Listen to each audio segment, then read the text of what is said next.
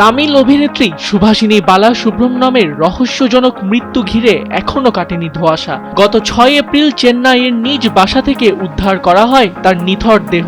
মাত্র ৩৬ বছর বয়সে এমন আকস্মিক মৃত্যুর ঘটনায় সহকর্মী ও অনুরাগীদের মধ্যে নেমে এসেছে শোকের ছায়া। ইতোমধ্যেই ঘটনার তদন্ত শুরু করেছে পুলিশ, আর তাতেই ধীরে ধীরে সামনে আসছে নতুন নতুন তথ্য।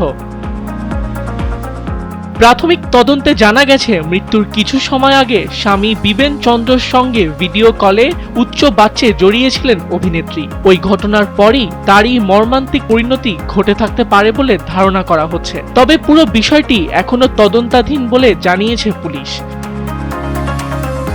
অভিনয়ের স্বপ্ন নিয়ে শ্রীলঙ্কা থেকে চেন্নাইয়ে এসেছিলেন সুভাষিনী। শুরুটা সহজ ছিল না। অডিশনের পর অডিশন দিয়ে ছোট চরিত্রে অভিনয় করতে করতে ধীরে ধীরে নিজের অবস্থান তৈরি করেন তিনি। জনপ্রিয় ধারাবাহিক কয়ালে অভিনয়ের মাধ্যমে দর্শক মহলে পরিচিতি পান এই অভিনেত্রী।